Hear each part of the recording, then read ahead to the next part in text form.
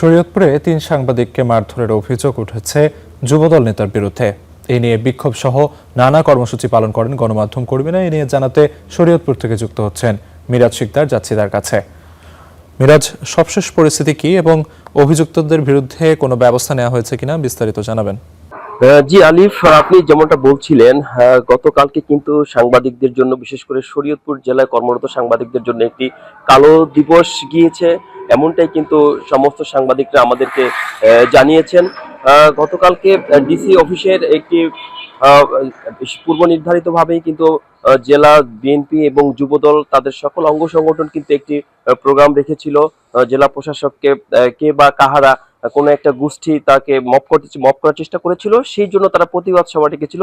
এবং সেই প্রতিবাদ সভাতে কিন্তু ডেইলি স্টারের জাহিদ এবং জাগো নিউজ এবং নিউজ 24 এর বিধান মজুমদার অনি এবং বরকত মোল্লা, যে কিনা দৈনিক মানবকণ্ঠে জেলা প্রতিনিধিত্ব করে, তারা 3 জন সেখানে গিয়েছিল তথ্য সংগ্রহের জন্য।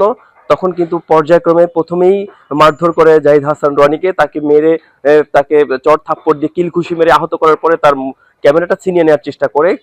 এরপরেই আবার মারধর করে বিধান মজুমদার অনিকে, এরপরে মারধর করে বরকত মোল্লাকে। তো এই নিয়ে কিন্তু আসলে একটা উত্তপ্ত পরিস্থিতি বিরাজমান ছিল এবং গতকালকে তারা সারা দিনটাই কিন্তু সাংবাদিকদের হুমকি ধমকি এর মধ্যেই রেখেছে। এবং সাংবাদিকরাও, বিশেষ করে যে জেলা প্রেস ক্লাবের যে নির্বাহী কমিটি আছে, তারা দফায় দফায় তারা মিটিং করেছে, তারা কর্মসূচি দিয়েছে এবং এই বিষয়ে আজকে অভিযোগ দায়ের করার কথা রয়েছে এবং অভিযোগ দায়ের করলে প্রশাসন তাদের ব্যবস্থা নেবে, এমনটা জানিয়েছেন। তবে এখানে যে অভিযুক্ত, যার একটা ফোন রেকর্ড কিন্তু ভাইরাল হয়েছে, বিশেষ করে যুবদলের সাবেক যে সভাপতি ছিল শরীয়তপুর জেলার জনাব আরিফুজ্জামান মোল্লা, ইনি কিন্তু সাংবাদিকদের ফোনের মাধ্যমে হুমকি দিয়ে বলেছে যে আমরা লিস্ট করেছি, লিস্ট ধরে ধরে সাংবাদিকদেরকে আমরা মারবো, এমনটাই কিন্তু তারা বলেছে যে তোরা লিখবি, আমরা তোদেরকে পেটাবো, এই ছিল তার ভাষা।